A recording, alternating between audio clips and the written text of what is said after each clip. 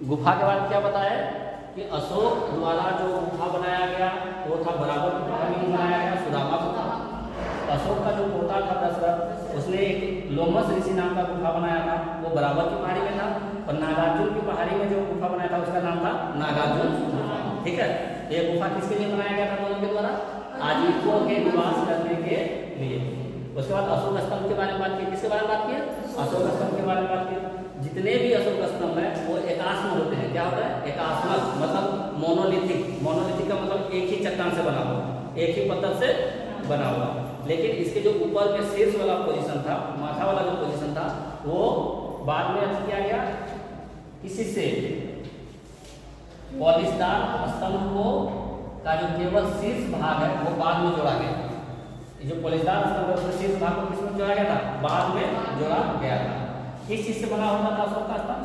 चुनार से, बलुआ पत्थर से, चुनार के बलुआ पत्थर से। ठीक है, और ये जो अशोक स्तंभ बना उसमें सिंह और सांड, सिंह और सांड दोनों का मिला था। ठीक है, सिंह और सांड दोनों का शीर्ष बना था।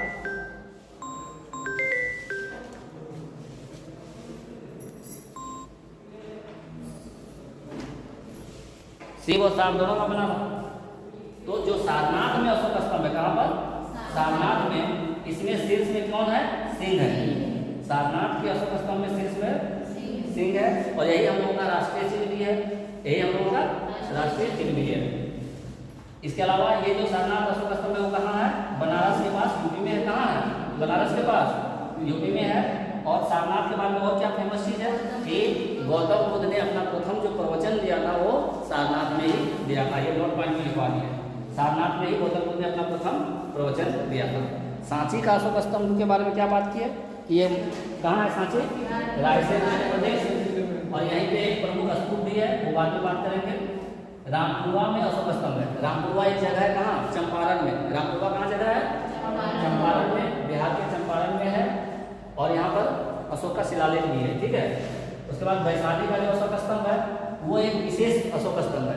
और जगह हम लोगों को 3 शीर्ष दिखता है, यहाँ पे सिर्फ एक ही सिंह का शीर्ष दिखेगा। कितना? एक ही सिंह का। तो वैशाली वाला जो स्तंभ है वो थोड़ा यूनिक है। लौरिया नंदनगढ़ में कहाँ है? बिहार में ही है। बिहार में कहाँ? चंपारण में। लौरिया नंदनगढ़ कहाँ है? बिहार में है। बिहार में कहाँ? चंपारण में। मेरठ और टोपरा में भी अशोक स्तंभ था। कहाँ? मेरठ यूपी में, टोपरा, ये दोनों जगह पर अशोक स्तंभ था। लेकिन उसको उखाड़ करके अभी दिल्ली ले जाया गया है, तो हस्तांतरित कर दिया गया है। कहाँ? दिल्ली। इलाहाबाद में भी है अशोक स्तंभ, यूपी। रूमिल देही में गौतम बुद्ध का जन्म हुआ था। रूमिल देही नेपाल